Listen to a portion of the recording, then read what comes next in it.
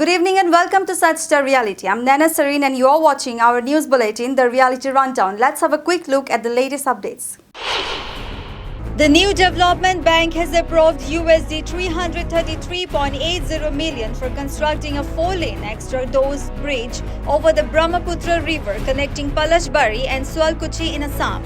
This is the second bridge project over the Brahmaputra funded by the bank, which previously supported the under-construction Guwahati-North Guwahati 6-lane bridge. This new 12.2-kilometer bridge will enhance transport infrastructure, providing a direct link between the northern and southern parts of the Guwahati metropolitan area. Residents of Gauhpur, Assam have taken an unusual approach to protest poor road conditions by planting paddy saplings on a severely damaged thoroughfare. The creative demonstration aims to highlight the daily struggles faced by locals, particularly students, due to the lack of proper infrastructure. The community is calling for urgent repairs and improved attention from government officials to address their long-standing concerns. West Bengal Chief Minister Mamata Banerjee has announced government assistance of Rs 85,000 for each community Durga Puja organizer in the state. The Chief Minister also said that next year the amount will be hiked by another Rs 15,000, which will take it to 1 lakh rupees. Last year, the state government gave 70,000 to each community Durga Puja organizer in West Bengal. The Sikkim Urban Development Department has been awarded performance recognition for access to financial inclusion and Street Vendors Empowerment Award for outstanding performance under PM Street Vendors Atmanirbhar Nidhi scheme. Sikkim has been awarded the second rank among hilly and northeastern states in the Prime Minister Street Vendor Atmanirbhar Nidhi Praise Awards 2023-24. Leaders of the opposition INDIA bloc staged a protest inside Parliament premises today, vehemently criticizing the Union Budget 2024 as discriminatory and demanding equitable treatment for all states.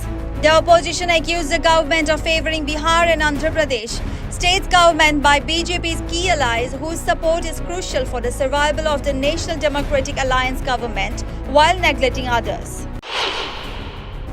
Delhi court issued summons to YouTuber Dhruv Rathi after BJP leader Suresh Karamchi Nakwa filed a defamation suit against him for allegedly calling him a violent and abusive troll. This comes a week after Maharashtra Nodal Cyber Police registered case against him for allegedly spreading fake news against Lok Sabha Speaker Om Birla's daughter. Parliamentary Affairs Minister Kiran Rijiju has criticized Rahul Gandhi for his remarks on the NEET issue in Parliament. Rijiju stated that the opposition was creating an unnecessary ruckus and demanded that Gandhi apologize for his statement. According to Rijiju, the Supreme Court has confirmed that there is no systematic issue affecting the examination system. He added that any errors or frauds should be addressed individually and the entire system should not be labeled as fraudulent. Rijiju emphasized the importance of respecting the Supreme Court's judgment. Plane crashed at Tribhuvan International Airport. The plane burst into flames after it skied off the runway within minutes of taking off. The bodies of 18 out of the 19 people on board a Kathmandu flight were recovered after the plane crashed at a Nepal airport. The flight was being conducted for either technical or maintenance purposes. The pilot of the aircraft has been taken to a hospital. A video featuring a marksman with a Palestinian flag over his chest has gone viral ahead of the Paris Olympics 2024. In the video, the Arabic-speaking man, whose face is concealed with a keffiyeh, threatens the rivers of blood will flow in Paris because Israel is allowed to compete in the tournament.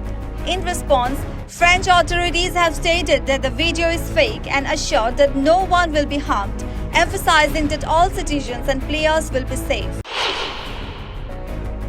BSE Sensex and Nifty 50, the Indian equity benchmark indices, opened in red a day after the Union Budget 2024 speech by Finance Minister Nirmala Sitharaman. Both BSE Sensex and Nifty 50 were marginally down.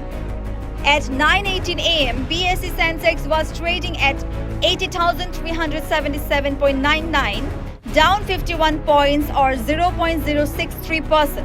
Nifty 50 was at 24,451.90, down 27 points or 0.11%. The domestic markets experienced a significant downturn on budget day following an increase in capital gains tax.